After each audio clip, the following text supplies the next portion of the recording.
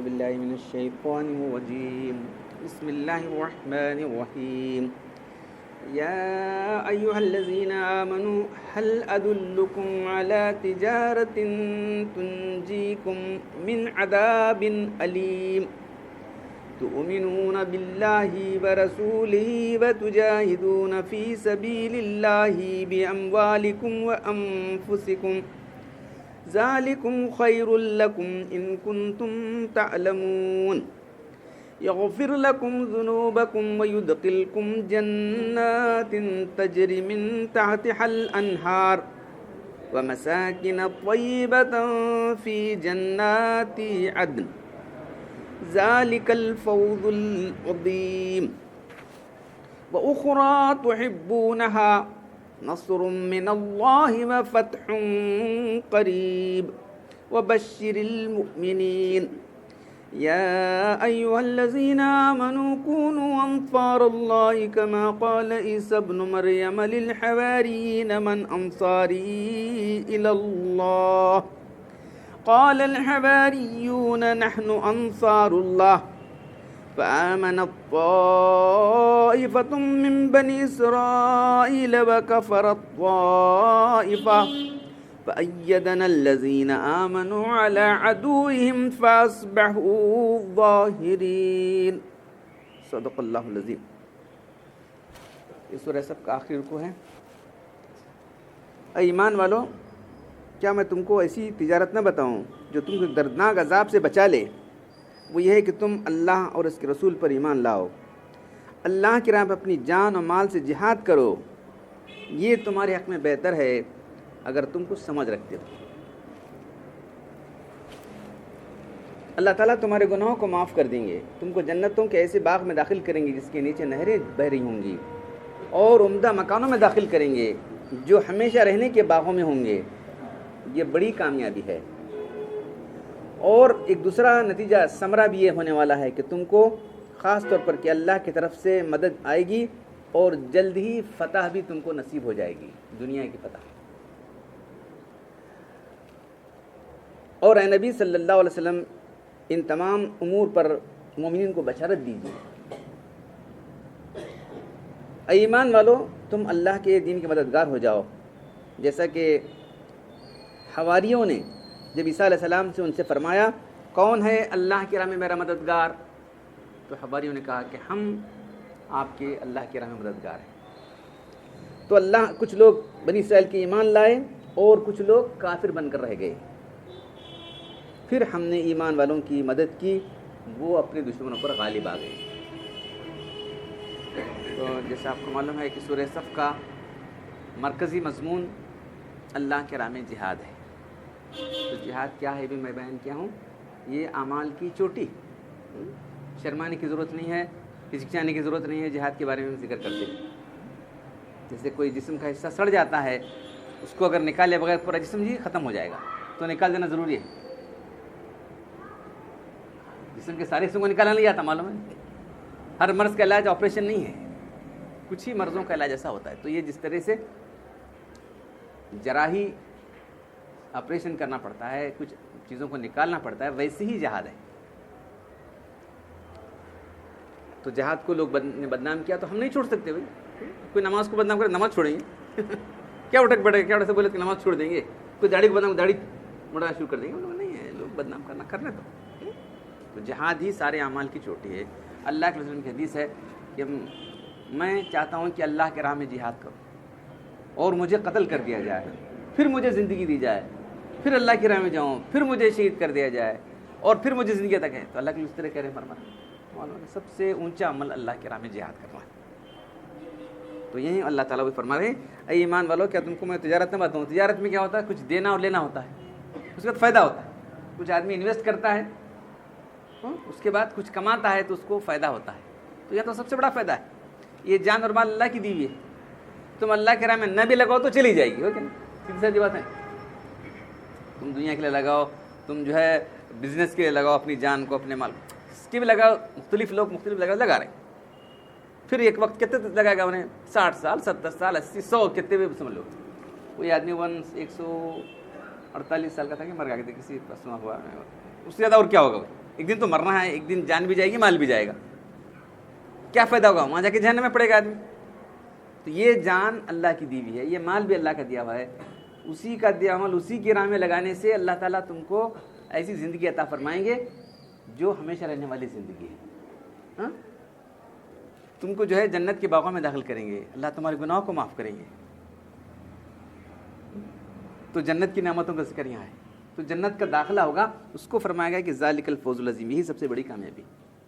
اللہ تعالیٰ بندے کو معاف کرے, اس کے گناہوں سے درگزر کرے اور اس کو جہنم کی آگ سے بچائے اور جنت میں داخل کرے. قرآن میں جہاں بھی فوز اور فلاح کا لفظ آئے بس یہی اس کا مطلب, ذالک الفوز العظیم, یہی سب سے بڑی کامیابی. یہ سب کچھ ہونے والا ہے. تو یہ اسی کی جان, اسی کا مال اللہ کے نام لگا رہے ہیں, ہمارا کچھ نہیں ہے. ویسی بھی چلی جائے گی, تم نہ بھی لگاؤ تو چلی جائے گی. تو تمہارے لیے, تم اگر تم سمجھ رکھتے ہو, فرمایا تم عقل رکھتے ہو, سمجھ رکھتے ہو, تو یہ جان مال اللہ کے نام میں لگاؤ. تو کل ایک بات یہاں رہی, یہ کہنے سے رہ گئی تھی کہ عیسیٰ علیہ السلام نے پیش گوئی تھی کہ جو ہے میرے بعد ایک نبی آنے والے جن کا نام احمد ہے. تو انجیل کے اندر اور تورات کے اندر حضور اکرم صلی اللہ علیہ وسلم کی تعلق سے پیش گوئیاں موجود ہیں. تو ان لوگوں نے جو ہے اس کے اندر تحریف کی, یعنی الفاظ کو بدل دیا. تحریف کے معنی الفاظ کو بدلنا. تو برابر سے بنی اسرائیل اور پھر اس کے بعد نصارہ اس میں تبدیلیاں کر گئے, اس کے باوجود بھی موجود ہیں. یہ دیکھو, تو ہمارے بہت بڑے عالم تھے مولانا رحمۃ اللہ کیرانی رحمۃ اللہ علیہ. تو یہ جو ہے ہندوستان سے کر کے مکہ چلے گئے. وہ مدرسے سہولتیہ بس انہی کی نگرانی میں قائم.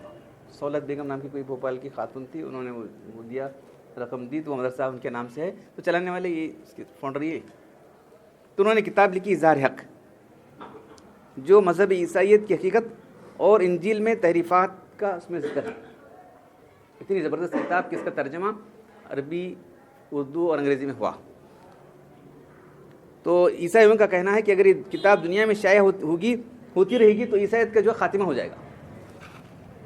ہماری کتاب میں دیکھو, ایک نبی آنے والے ہیں, ان کے صفات ہیں, یہاں پیدا ہوں گے, مکہ میں پیدا ہوں گے, مدینے کی ہجرت ہوگی, تمام تفصیلات ہیں. تو ان کی ہر انجیل کے اندر آج بھی روزانہ اس میں چلا ہوا ہے, اس میں تبدیلی معلوم. آپ ان کو خط لکھیں تو فوراً انجیل آ جائے گی.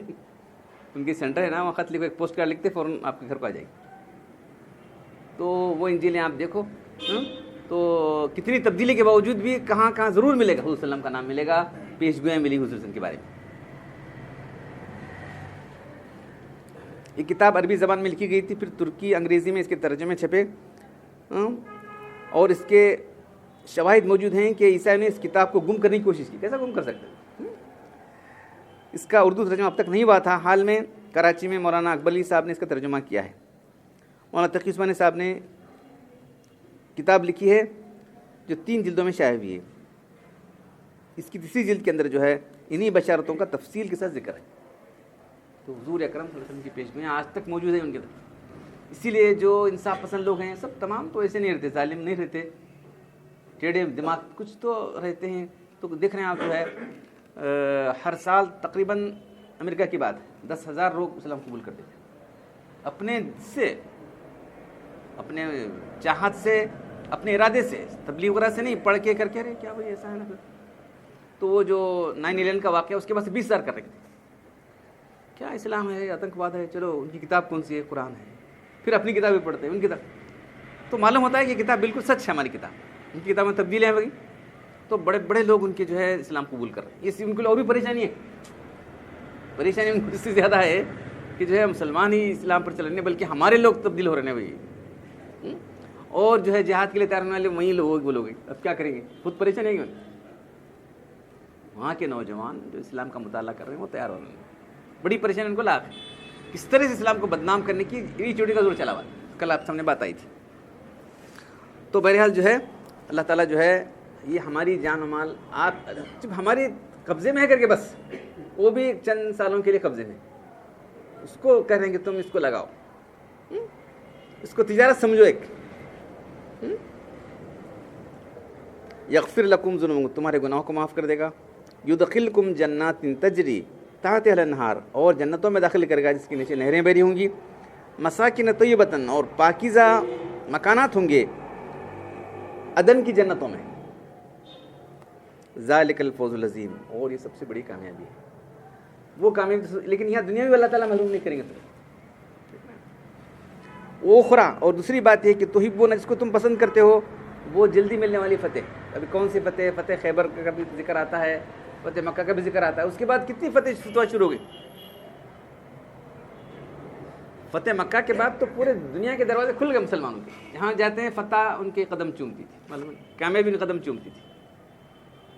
یہ سب ایمان کی برکت ہے، ایمان کی جو ہے صفات ہیں، یہ ایمان کی صفات ہیں، اس کی وجہ سے اللہ تعالیٰ ان کو جو ہے اس طرح کامیابی دیتا رہا۔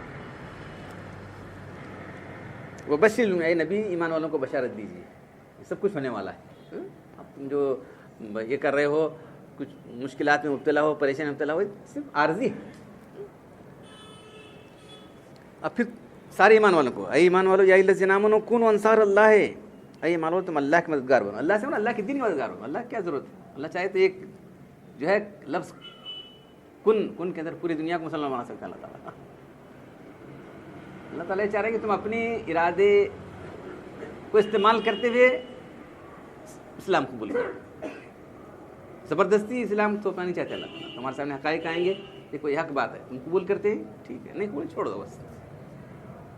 اللہ تعالیٰ کا طریقہ یہ نہیں ہے کہ زبردستی کسی پر اسلام جو ہے ٹھونس دیا جائے۔ انبیاء کرام کو بھیجے، کتابیں نازل کی، معجزات ان کے سامنے آئے، اب بھی جو نہیں مانے گا معلوم ہے کہ یہ حق پرست آدمی نہیں ہے، یہ باطل پر رہنا چاہتا ہے۔ آج بھی وہی حال ہے اس زمانے سے لے کر، تو کہتے ہیں اے ایمان والو تم، تو اب اس کے بعد جو ماننے والے نہ مانے، دو گروپ بن جائیں گے، دونوں کا جو ہے کشمکش ہونے والی، تو تم اللہ کے دین کے مددگار، اللہ کے دین کے مددگار بن جاؤ۔ جیسا کہ عیسیٰ علیہ السلام نے حواریوں سے کہا، تو حواریوں کا ترجمہ ہے کیا گیا ہے؟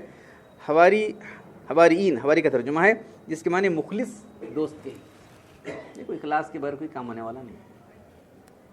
ایمان لا کر کے بیٹھے تو کیسا ہونے والا کام؟ بھائی آؤ میدان میں اللہ کے راہ میں جان و مال لگاؤ۔ تو حواریوں کی مثال دی جا رہی ہے، جو لوگ بہت مخلص تھے وہ لوگ، تو 12 حواری لکھیں، 12 حواری تھے، بہت مخلص تھے۔ تو اس کے بعد جو ہے جو غیر مخلص تھے ان میں اور ان لوگوں میں خوب یہ ہوئے، تو اللہ تبارک و تعالیٰ نے جو مخلص لوگ تھے ان کو کامیابی عطا فرمائی۔ کونوا انصار اللہ، اللہ کے مددگار بن جاؤ۔ کما قال عیسی بن مریم للحواریین من انصاری اللہ، کون ہے میرا مددگار؟ اللہ کی راہ میں میرا مددگار کون ہے؟ قال الحواریون نحن انصار اللہ، ہم اللہ کے مددگار ہیں۔ فآمنت طائفۃ من بنی اسرائیل، اور بنی اسرائیل میں سے ایک گروہ نے ایمان قبول کیا، وکفرت طائفہ، اور ایک نے کفر کر دیا۔ تو یہ تو ہمیشہ چلنے والا ہے، ایمان اور کفر کی جو کشمکش چلتے رہے گی قیامت تک۔ فأیدنا الذین آمنوا، اور ہم نے ان کی مدد کی جو ایمان لائے تھے ان کے دشمنوں پر، فأصبحوا ظاہرین، وہی غالب آ کر رہے۔ تو آخر میں فتح حقی ہونے والی ہے۔ بظاہر کبھی کبھی ایسا معلوم ہوتا ہے کہ کیا بھائی ایسا مغلوب ہو گیا، اسلام مغلوب ہو گیا ہے، فلاں ہے وہ ہے، سمجھ ہوتا تھا، لیکن بالآخر نتیجتاً حق کی فتح ہوگی، جیسے اللہ کے رسول میں ہوا۔ اور آج بھی دلائل کے لحاظ سے تو غالب ہے ہمارا، خود ان کے لوگ کہتے ہیں، ان کے لوگ اسلام قبول کرنے کیسی بات ہے بتاؤ؟ کتنے لوگ اپنے اس سے عیسائی خود قبول کر رہے ہیں، زبردستی کر کے، وہ کر کے، پیسے دے کے، وہ لالچ سے، وہ کچھ لوگ کر رہے ہیں، کام چل رہا ہے ان کو، لیکن وہ تو اپنے فل ولنگنس کے ساتھ، پورے اپنے ارادے شعور کے ساتھ قبول کرنے والے وہ لوگ۔ تو آج بھی حقائق کی دنیا کے اندر، دلائل کی روشنی کے اندر اسلام ہی غالب ہے۔ اب سیاسی غلبہ ہے، وہ تو زمانے میں تھا، اسلام کا یہ پرچم لہرا رہا تھا، اب جو ہے مسلمان اسلام کو چھوڑ دیے، ایمان کی صفات سے آری ہو گئی، اسی لیے تو اللہ تعالیٰ نے ان کو جو ہے اس طرح سے رکھ دیا۔ آج بھی ایمان کی صفات پیدا ہو جائیں گے، پھر مسلمانوں کا غلبہ ہونے والا ہے۔ تو اب وہ ہونے والا ہے قیامت کے قریب پوری دنیا اسلام قبول کرے گی، معلوم۔ عیسیٰ علیہ السلام جب آ جائیں گے، ان کے نبی آ جائیں گے، وہ خود ہماری شریعت پر عمل کریں گے، پوری دنیا میں اسلام کا جو ہے غلبہ ہوگا۔ تو یہ ایک دور آنے والا ہے، کئی سال لگیں گے، کئی ہزار سال لگیں گے اور بات، لیکن ہمارا کام تو یہ ہے کہ اپنی جان و مال کو اللہ کی راہ میں لگانا۔ جو سینٹرل تھیم جو مل رہا ہے صورت کا، کہ ہم کو اپنی جان و مال اللہ کی راہ میں لگانا ہے، ورنہ جانے تو چلی جائے گی، جان بھی جائے گی، مال بھی جائے گا، مال تو چھوڑ کر چلا جائے گا آدمی، جان تک دن جانے والی ہے، اس کا ایک مقرر وقت، کسی کے 50 60 70 80 90، بس کیا ہے۔ تو یہ جو عارضی ہمارے اختیار میں ہے جان و مال، یہ لگا کے دائمی جو ہے کامیابی انسان حاصل کر سکتا ہے. اللہ تعالیٰ ہم سب کو جو ہے دائمی کامیابی حاصل کرنے کی توفیق عطا فرمائے. الحمدللہ رب العالمین والصلاۃ والسلام علی رسول الکریم. ربنا آتنا فی الدنیا حسنۃ وفی الآخرۃ حسنۃ وقنا عذاب النار. ربنا ظلمنا انفسنا وان لم تغفر لنا وترحمنا لنكونن من الخاسرین. ان اللہ وملائکتہ یصلون علی النبی یا ایھا الذین آمنوا صلوا علیہ وسلموا تسلیما. سبحان ربک رب العزۃ عما یصفون وسلام علی المرسلین والحمد للہ.